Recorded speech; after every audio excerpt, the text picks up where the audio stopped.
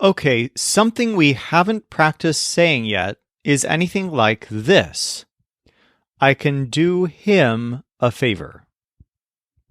From what you know of Spanish, you might guess that it would look something like this.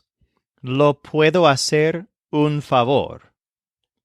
But there's a problem with using lo here. Because what is it that you're doing? Are you doing a favor? Or are you doing him or it? That doesn't make sense in this context. Technically, what we're doing is the favor. That's the direct object. But him represents the guy that we're doing the favor for. So here's the deal. According to the way that Spanish works, when someone is the recipient of something you're doing, you can't use direct objects for the person. Instead, you'll use indirect objects. To learn these new pronouns, we're going to go back to the direct object pronoun hill for a second to learn one more word here. Today, your friends have accompanied you to this hymn scene, but they can't sing because they still have oats in their noses. The word for us as a direct object is nos. It's like nosotros, but we just left off the oats themselves. We just have nos. For example, they found us, if the group of they is feminine, would be ellas nos found. Now, what's going to happen if we keep walking over the hill? Today, the tea guy with a beard doesn't stop us. He proceeds forward along the path, and we follow him down the hill until we get to a fork in the road. Then he stops and turns around again. You're not sure which way to go now. It's frustrating because previously the path was very direct, for direct objects. But now it's indirect, it's forked. You don't know which way to go. Not only that, but a sheep lay down on the right fork of the path, blocking that route. And then another sheep lay down on the left fork of the path, blocking that route as well. The shepherd stares at you, saying, "Hey, look, give some tea to the sheep that lay down." You don't know which sheep he's talking about, and you probably just want to get out of there, so you say the first thing that occurs to you. Me. The words in this scene are le for the sheep on the left, le for the sheep on the right as well, te for the shepherd, me for the first person, and nos for us. These are indirect object pronouns. Instead of la on the left, we now have le on the left. And instead of lo on the right, we now have le on the right. Meanwhile, the words me, te, and nos look exactly the same as they did in the direct object scene. So what are these words? Why do we have new words for indirect objects? Well, what I told you in week 1 was that direct object pronouns are words that are exchangeable with him. That was only partly true. It is true in sentences like this. They found us. Ellas nos found. When someone does something directly to something or someone else, such as finding them or seeing them, we can use direct object pronouns. In this sentence, the word nos, meaning us, is exchangeable with any other word in this scene. We could say, they found him by saying ellas lo found. Or they found you by saying ellas te found. Or they found them, a group of guys, with ellas los found. But what do we do with this sentence? I gave him a book. In this case, the word him is not a direct object and is not going to be translated as the word lo. In fact, it doesn't belong in the hymn scene on the hill at all. Why is that? Speaking very technically, linguists will tell you that the direct object is technically the book in this sentence. That's what I'm performing the action of giving upon. The him in this scene, meanwhile, is instead the recipient of the action that I'm doing, or the indirect object. And then they'll tell you that in general, an indirect object is someone who's the recipient of a direct object in a sentence. But if all of that sounds confusing and complicated, just remember that him will normally turn into lo and bring you to the direct object him scene on the hill, unless the word him could be turned into to him or for him. For example, I gave to him a book. I gave a book to him. Very generally speaking, if you could turn him into to him or for him, you'll go to the indirect object scene and use le. That's also true for to us, or to you, or to her, and so on. You'd go to the indirect object scene and choose the correct word to use there. Let's use the testing effect on this a little bit. See if you can predict which one we're using in each of the following sentences. In each case, we'll use the direct object pronoun or the indirect object pronoun right before the conjugated verb. See if you can tell, first of all, which scene we're going to. So, in this one, we see him there. The word him would not be to him or for him. We're not doing something to him or for him. We're just seeing him directly. We lo see there. Next one, they love her. They don't love to her or for her. They just love her. So it's they la love.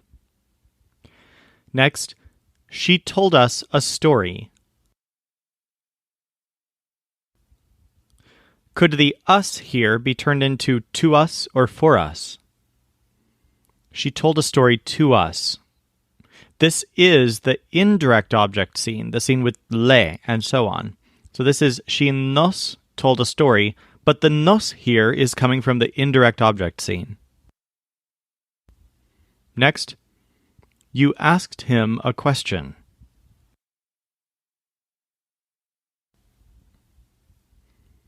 In this one, him is going to be an indirect object because you could say you asked a question to him. You le asked a question. Next, we did her a favor.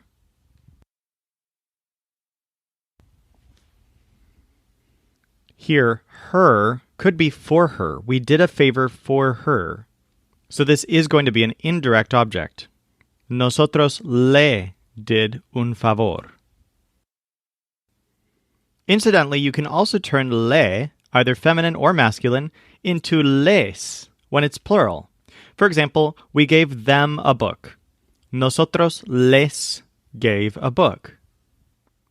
Before going on, your first assignment today is to draw both of your object pronoun scenes from memory.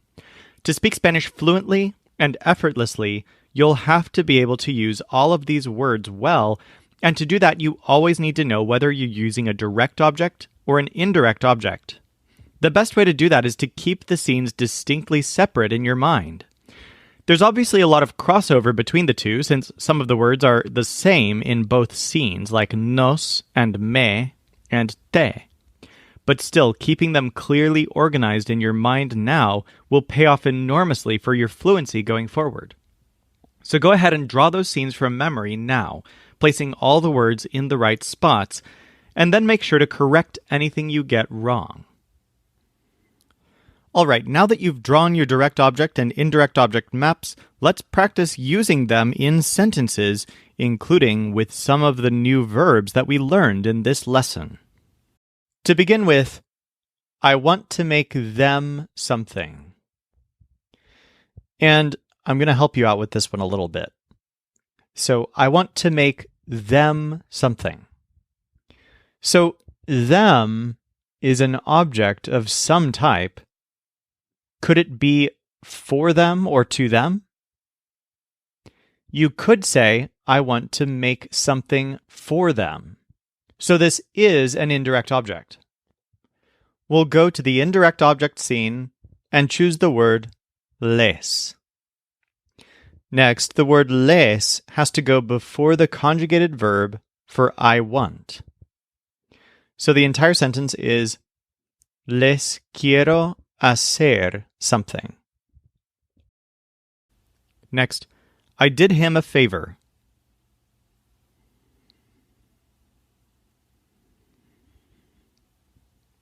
Here, him could be for him. I did a favor for him.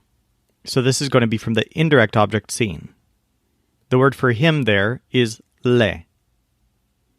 The le has to go before the conjugated verb did, which we don't know. This is going to be yo le did un favor. Next, they saw us.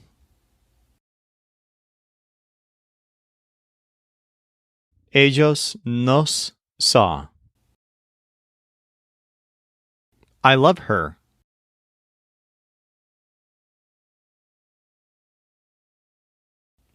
Yo la love. I can do them a favor.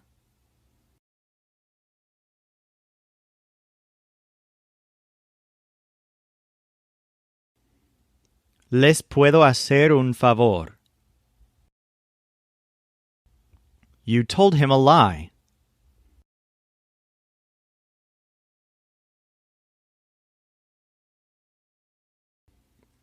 Tú le told a lie. He gave me that.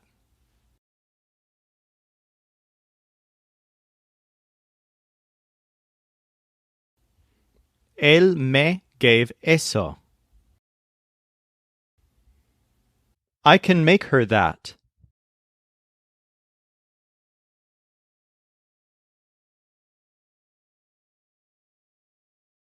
Le puedo hacer eso. In this next one, assume that the them is feminine. I love them.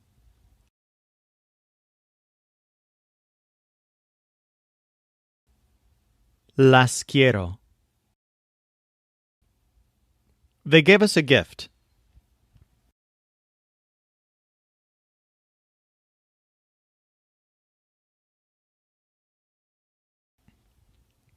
Ellos nos gave a gift. I can do it.